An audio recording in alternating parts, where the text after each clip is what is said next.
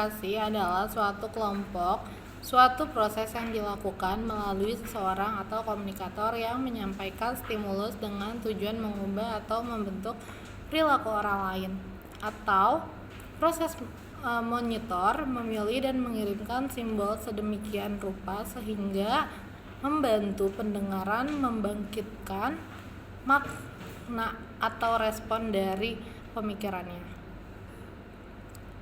yang serupa dengan yang dimaksudnya oleh komunikator. Organisasi komunikasi adalah proses pertukaran informasi, ide, dan pesan yang terjadi di dalam dan di antara bagian-bagian organisasi. Untuk mencapai tujuan bersama, komunikasi ini dapat terjadi secara formal atau informal dan melalui berbagai saluran seperti komunikasi lisan, tulisan, atau digital. Jenis-jenis komunikasi internal mencakup semua pertukaran informasi di dalam organisasi. Ini bisa berupa komunikasi antar departemen, manajerial, ke bawahan, atau antar tim. Beberapa bentuk untuk umumkan komunikasi internal adalah rapat, tempat untuk berbagi informasi penting atau maupun membuat keputusan. Email, media komunikasi formal yang dapat dan cepat, praktis. Memorandum, pesan internal yang digunakan untuk menyampaikan informasi formal yang penting. Jenis-jenis komunikasi berdasarkan alur komunikasi. Yang pertama, komunikasi vertikal, ke atas atau upward communication. Informasi mengalir dari bawahan ke atasan, seperti laporan kinerja, saran, atau keluhan. Ke bawah atau downward communication. Informasi mengalir dari atasan ke bawahan, seperti instruksi, pengumuman kebijakan, atau evaluasi kinerja. Nah, yang kedua berdasarkan sifat komunikasi. Yang pertama, komunikasi formal adalah komunikasi yang terstruktur dan mengikuti aturan atau protokol organisasi. Adapun contohnya termasuk memo, laporan email resmi, dan pertemuan formal. Yang kedua, komunikasi informal adalah komunikasi yang terjadi di luar saluran resmi seperti percakapan santai, gosip kantor, atau diskusi informal. Meski tidak formal, komunikasi ini dapat mempengaruhi budaya organisasi dan hubungan antar individu. Berdasarkan media yang digunakan, komunikasi lisan adalah penyampaian informasi secara langsung dengan kata-kata, misalnya dalam pertemuan tatap muka, telepon, atau konferensi video. Sering digunakan untuk pesan yang memerlukan respon cepat atau diskusi langsung. Nah, yang kedua, komunikasi tertulis atau written communication. Transmisi informasi dalam bentuk teks, email, memo, laporan, buletin, atau surat komunikasi.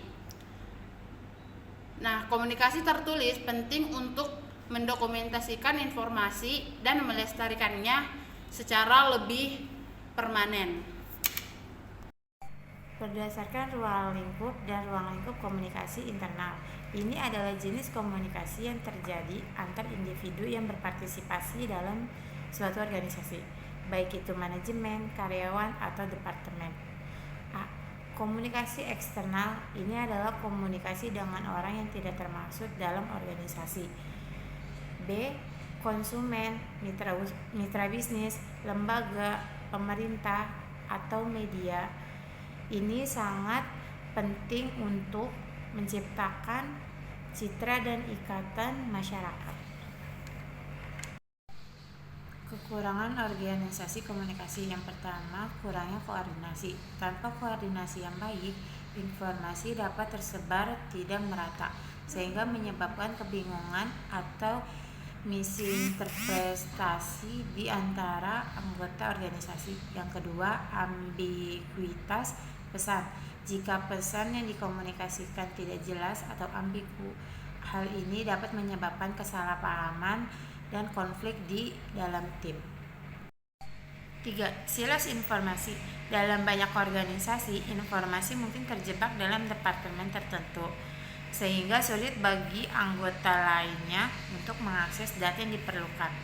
4. Resistensi terhadap perubahan. Anggota organisasi mungkin tidak terbuka terhadap perubahan dalam sistem komunikasi yang dapat menghambat inovasi dan adaptasi. Terdengar yang dapat menurunkan motivasi, mendorong transparansi dan keterbukaan. 5. Ketergantungan pada teknologi.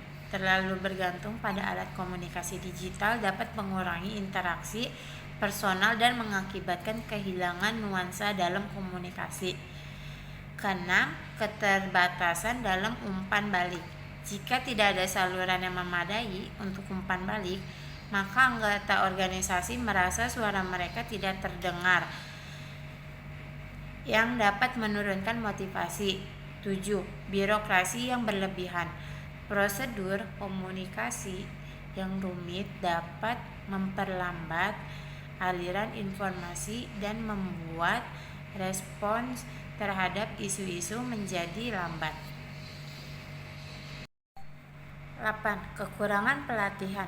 Kurangnya pelatihan yang memadai tentang keterampilan komunikasi dapat mengakibatkan kesalahan dalam menyampaikan informasi. 9. Kurangnya kepercayaan. Jika ada ketidakpercayaan di antara anggota organisasi, komunikasi dapat terhambat dan kolaborasi dapat terpengaruh. 10. Diversitas budaya. Dalam organisasi yang beragam, perbedaan budaya dapat mempengaruhi cara orang berkomunikasi dan memahami pesan, yang dapat menyebabkan misinterpretasi. Jadi saya akan mempresentasikan tentang kelebihan organisasi komunikasi, yang mana yang pertama ini meningkatkan kinerja informasi. Komunikasi yang efektif dalam organisasi penting untuk memastikan informasi disampaikan tepat pada waktu dan jelas. Ini membantu dalam membuat keputusan dengan cepat dan tepat. Yang kedua yaitu mengurangi ketegangan berkomunikasi dengan jujur dan terbuka, dapat membantu mengurangi kesalahpahaman dan ketegangan antara anggota organisasi. Selain itu juga yang ketiga meningkatkan kerjasama, yaitu komunikasi yang struktur, meningkatkan kerja sama di antara tim dan individu, sehingga memfasilitasi pertukaran ide dari sumber daya yang lebih efektif. Yang keempat, meningkatkan koneksi yang baik antara manajemen dengan karyawan, dan antar sesama karyawan dapat dibangun melalui komunikasi yang efektif, yang pada akhirnya akan meningkatkan kepuasan kerja. Yang kelima itu ada kegampangan dan tanggap. Organisasi yang memiliki sistem komunikasi yang efisien dapat dengan cepat merespon ataupun perubahan dengan tantangan itu sendiri. Karena itu informasi dapat disampaikan secara cepat. Lalu yang keenam berikutnya yaitu supporting innovation, yaitu through open communication. New ideas can be easily shared and discussed, fostering an innovation environment.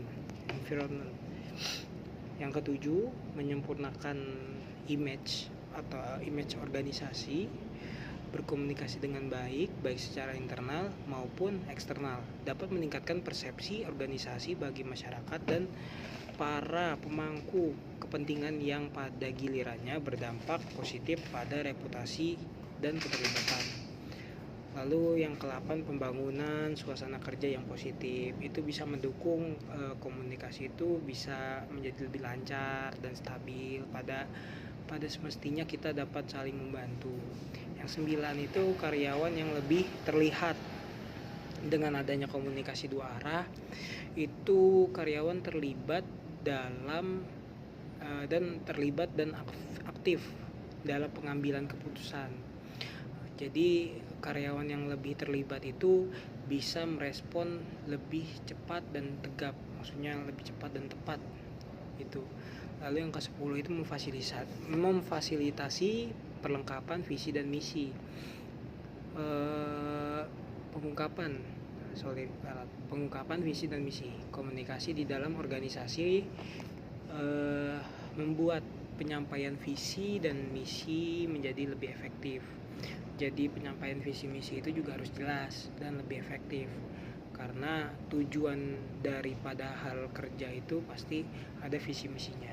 Manfaat komunikasi organisasi yaitu yang pertama, koordinasi yang lebih baik, peningkatan produktivitas, membangun hubungan antar anggota, itu semuanya itu banyak manfaatnya. Terlebih lagi membangun hubungan antar anggota itu bisa menjalin hubungan yang lebih baik dengan bawahan maupun atasan. Yaitu yang keempat, penyelesaian konflik. Penyelesaian konflik itu berbagai macam konflik pasti ada di tempat kerja kita, tetapi kita harus melakukan penyelesaian yang lebih efektif.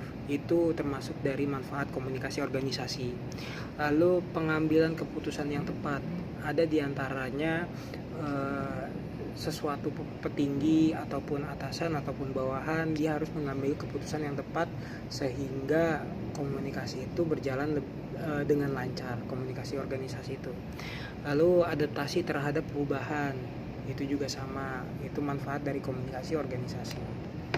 Lalu kesimpulannya itu, komunikasi organisasi yaitu elemen vital yang menghubungkan berbagai bagian yang dalam sebuah organisasi memungkinkan koordinasi, meningkatkan produktivitas, membangun hubungan antar karyawan, menyelesaikan konflik, mendukung pengambilan keputusan, dan memfasilitasi adaptasi terhadap perubahan.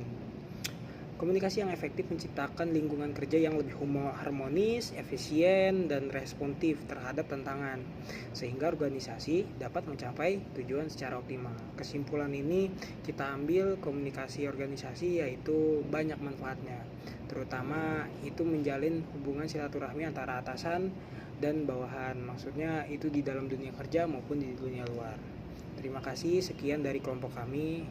Wassalamualaikum warahmatullahi wabarakatuh.